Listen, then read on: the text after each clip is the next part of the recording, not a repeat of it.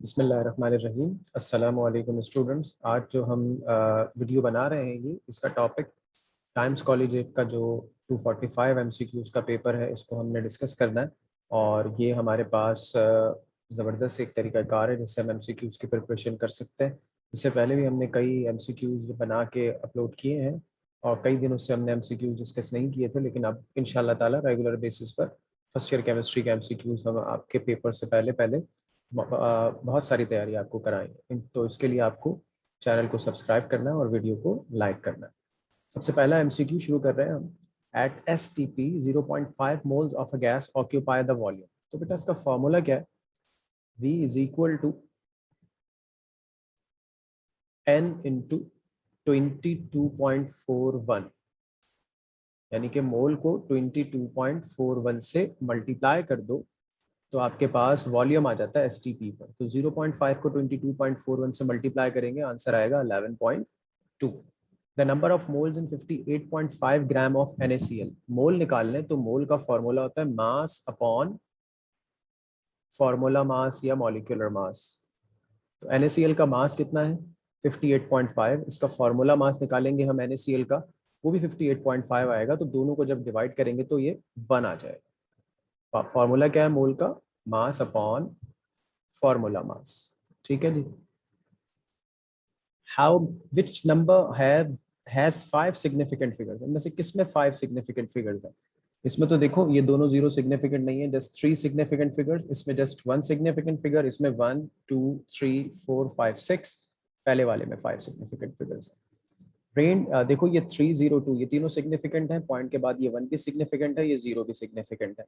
Rain drops have spherical shape because a sphere has the least surface to volume ratio. जब भी आप देखेंगे वो पानी का कतरा होगा, रेन का ड्रॉप होगा, वो स्फेरिकल शेप का होता है। वजह उसकी क्या होती है? क्योंकि इसका जो सरफेस टू वॉल्यूम रेशियो होता है वो सबसे लीस्ट होता है।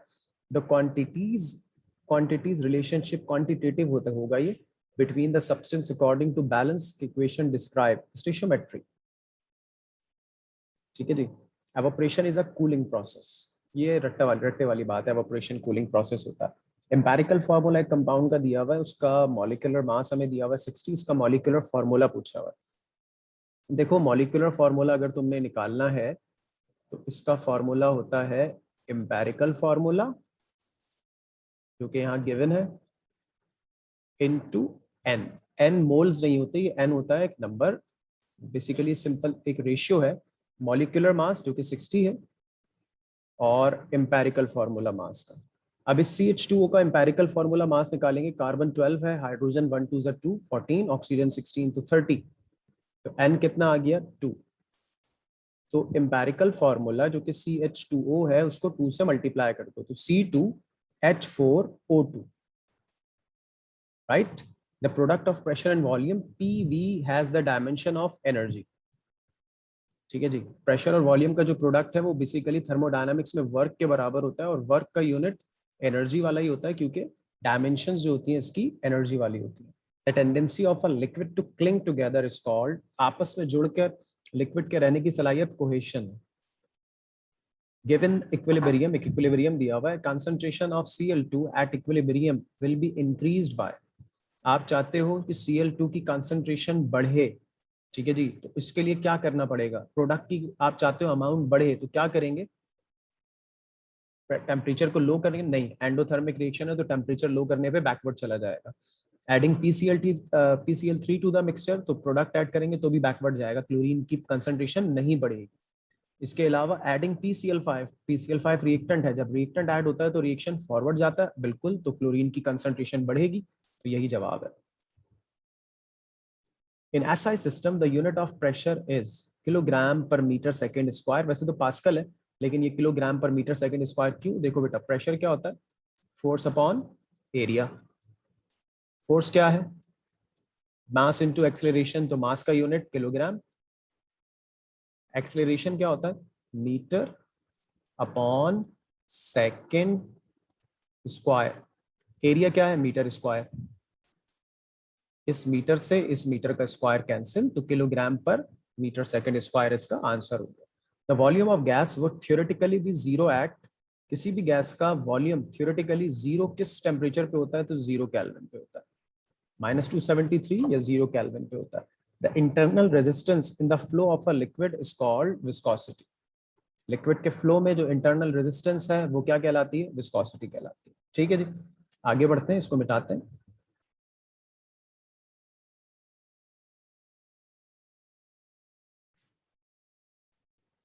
The value of R, gas constant when pressure is expressed in Newton per meter square, 8.31 joule kelvin inverse mole inverse.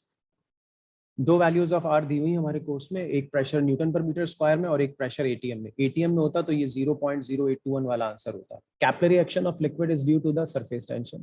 किसी भी लिक्विड कैपिलरी एक्शन जो शो करता है वो सरफेस टेंशन की वजह से करता है। Two solids having the same crystal structure are called isomorphous. इनके क्रिस्टल स्ट्रक्चर सेम होते हैं वो आइसोमॉर्फस होता है। On Kelvin scale absolute zero is equal to -273.16 degree centigrade. याद रखो एब्सोल्यूट जीरो की दो वैल्यू है, एक -273.16 और एक 0 kelvin. The number of crystal system on the basis of unit cell 7। If A is equal to B is equal to C and alpha is equal to beta is equal to gamma is equal to 90 degree, the crystal structure is cubic। सब कुछ बराबर है तो cubic है। The basis of motor oil grading is viscosity। Motor oil जो होता है ना उसकी ग्रेडिंग होती है विस्कोसिटी की बेस पर। If absolute temperature increases to 2 times and pressure increases to 4 times, the volume, इसके लिए बेटे फॉर्मूला होगा P1 V1 upon T1 is equal to P2 V2 upon T2। ठीक है, अब इनिशियली कोई वैल्यूज नहीं दी हुई प्रेशर वॉल्यूम टेम्परेचर की, तो उसको आप 1 एज्यूम करो फॉर योर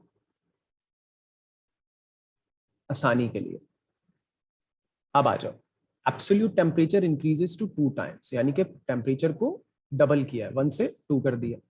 प्रेशर को 4 टाइम्स बढ़ाया है, यानी कि 1 से कितना कर दिया? 4 कर दिया। तो बताओ वॉल्यूम क्या होगा? तो मुझे V2 निकालना है। 2 यहां से यहां लिया है, तो 1 जब 1 1 जा 1 और 1 2 जा 2, ये 1 जब 4 से मल्टीप्लाई हुआ 4 V2। बस इसको सॉल्व कर लोगे, V2 निकल आएगा। 2 1 जा 2, 2 2 जा 4, 1/2 इज द आंसर, यानी कि हाफ हो जाएगा।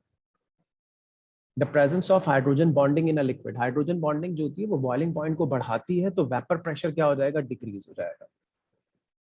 ठीक है जी, विस्कोसिटी बॉइलिंग पॉइंट सब बढ़ता है, और अगर बॉइलिंग पॉइंट बढ़ता है तो वेपर प्रेशर डिक्रीज होता है। Diamond is very hard, diamond बहुत हार्ड होता है। क्यों? Close packing of carbon atoms and large number of covalent bonds. Hardest known substance है carbon, sorry diamond. Graphite conduct electricity, graphite electricity conduct करता है, और हमने पढ़ा हुआ है चैप्टर नंबर 2 में कि ये एनआइसोट्रोपिक बिहेवियर शो करता है, तो parallel to its layers but not perpendicular. Parallel तो इलेक्ट्रिसिटी कंडक्ट करेगा, बट परपेंडिकुलरली इलेक्ट्रिसिटी कभी भी कंडक्ट नहीं करेगा। इसी चीज को हम एनआइसोट्रोपिक बिहेवियर कहते हैं। आगे बढ़ते हैं।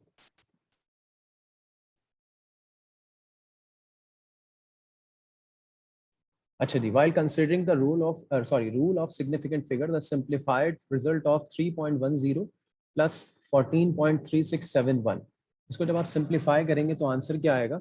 इसका आंसर हमारे पास जब इनको हम ऐड कर रहेंगे तो 17.47 समथिंग आएगा। उसको जब राउंड ऑफ करेंगे तो ये वाला आंसर है। यही वाला क्यों? इसमें पॉइंट के बाद 2 डिजिट है, इसमें पॉइंट के बाद 4 है, तो हमारे आंसर में भी पॉइंट के बाद 2 डिजिट्स होने चाहिए। अब इसको अगर हम छोड़ देंगे तो ये क्यों गलत है? क्योंकि इसमें 7 को राउंड ऑफ नहीं किया हुआ, इसको राउंड ऑफ किया हुआ, तो यही आंसर है। This pair has the this pair has the same empirical formula. Empirical formula सबके निकाल के देख लें, जिसका सेम आ जाएगा वो आंसर है। इसका CH2 है, इसका CH है, नहीं ये जवाब नहीं है। ये तो है ही एम्पेरिकल फार्मूला, इसका CH3 है, ये भी जवाब नहीं है। ये CH2O है, इसका निकालेंगे तो ये भी CH2 आएगा, यही जवाब है बेटा।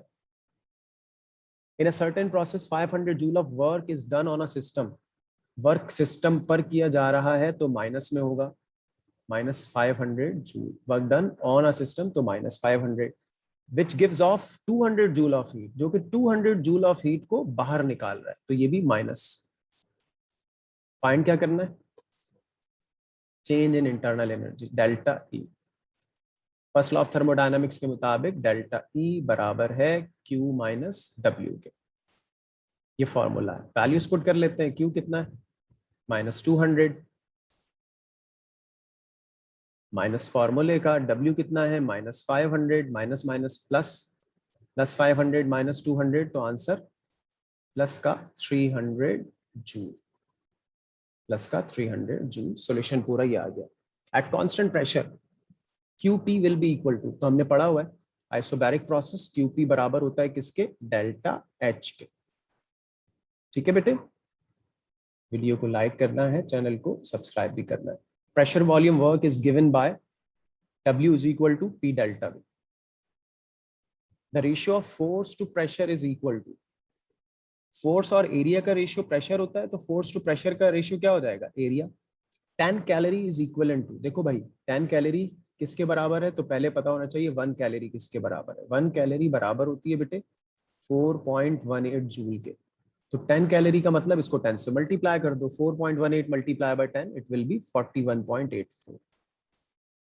The relationship between enthalpy H, enthalpy होता है E इंटरनल एनर्जी है, P प्रेशर है और V वॉल्यूम है, H is equal to E plus PV, ये इंथैल्पी का फॉर्मूला होता है। For an exothermic reaction the sign of enthalpy will be negative, exothermic reaction के लिए इंथैल्पी का साइन नेगेटिव होता है।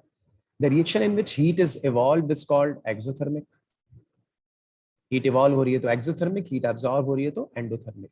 Hess's law deals with enthalpy change of reaction, ये पढ़ते हैं ना हम कि enthalpy change of reaction is constant, तो वो हेसेस लॉ है। E plus PV is called enthalpy. Entropy किसकी एग्जांपल है, एंट्रोपी एक्सटेंसिव प्रॉपर्टी की एग्जांपल है।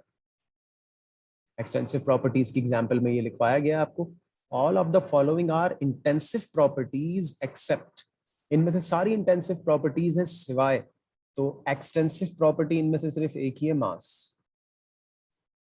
1 joule is equal to dash calorie, तो देखो एक कैलोरी में अगर 4.18 जूल है तो 1 जूल में 1/4.18 कैलोरीज हो जाएंगी। सॉल्व कर लेंगे, इट विल बी 0.239 है option 0.239। First law of thermodynamics is based on, first law of thermodynamics कहता है कि energy can neither be created nor be destroyed. तो ये बेस किस पे करता है, कौन से सिस्टम पे अप्लाई होता है, तो सारे ही सिस्टम्स पे अप्लाई होता है, ओपन पे भी, क्लोज पे भी और आइसोलेटेड पे भी, तो इसीलिए इसका आंसर ऑल ऑफ दीज होना चाहिए। आगे की तरफ बढ़ते हैं।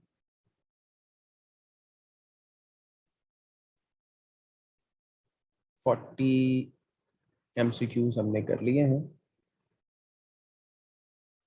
41 पे आता है।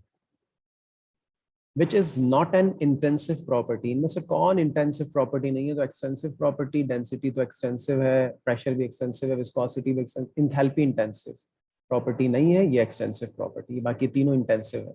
The heat change in chemical reaction at constant pressure delta H, QP होता है ना, heat change and constant pressure, isobaric process, delta H के बराबर होता है।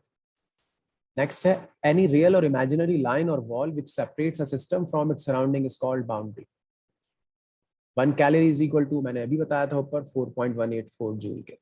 This is an example of endothermic process, इनमें से कौन एंडोथर्मिक है, मेल्टिंग आइस क्यूब, बर्फ पिघल रही होती है तो हीट की वजह से पिघल रही होती है, तो ये एंडोथर्मिक है। आइस क्योंकि हीट एब्जॉर्ब करके पिघलती है, तो ये एंडोथर्मिक प्रोसेस है। A system absorb 20 joule energy at constant volume, यानी कि QV, एक सिस्टम ने 20 जूल एनर्जी एब्जॉर्ब की है कांस्टेंट वॉल्यूम पे, QV बराबर होता है डेल्टा E के। चेंज इन इंटरनल एनर्जी कितना होगा, कितनी एनर्जी एब्जॉर्ब की, 20, तो चेंज इन इंटरनल एनर्जी भी 20 होगा, क्योंकि कांस्टेंट वॉल्यूम लिखा हुआ है ना। कांस्टेंट वॉल्यूम पे सिस्टम जितनी भी एनर्जी एब्जॉर्ब कर ले उसका, जितनी भी हीट एब्जॉर्ब कर ले वो सब चेंज इन इंटरनल एनर्जी के बराबर होती है। This is an intensive property, इनमें से कौन सी intensive property, refractive index. Book में बहुत सारी दी हुई है और जब हमने पढ़ाया तो हमने कॉपी में भी तकरीबन ये सारी एग्जांपल्स लिखवाई हैं। The bulk properties of a system which are easily measurable are known as macro, बड़ी। दिस इज नॉट एक्सटेंसिव, इनमें से कौन एक्सटेंसिव नहीं है, एंट्रोपी एक्सटेंसिव है, एंथैल्पी एक्सटेंसिव है, इंटरनल एनर्जी एक्सटेंसिव है, विस्कोसिटी इंटेंसिव प्रॉपर्टी है, तो ये इसका आंसर है। एट इक्विलिब्रियम, इक्विलिब्रियम पे क्या होता है, रिएक्शन रुक जाता है, नहीं। Concentration of reactant and product बराबर होती है, नहीं। Rate of forward and backward reaction becomes equal. तो ये 245 MCQ है, बहुत बड़ा लेक्चर हो जाएगा अगर मैं इसमें ज्यादा MCQs करूंगा। 50 MCQs ये अभी, इंशाल्लाह 50 कल, तो इस तरह से हम इसको डिस्कस कर लेंगे। ठीक है बेटे, अपना ख्याल रखिएगा। वीडियो को लाइक कीजिए, चैनल को सब्सक्राइब कीजिए और इंशाल्लाह ताला इसको शेयर कीजिए ताकि आपके दोस्तों का भी फ़ायदा हो सके। अल्लाह हाफ़िज़, अपना ख्याल रखिए।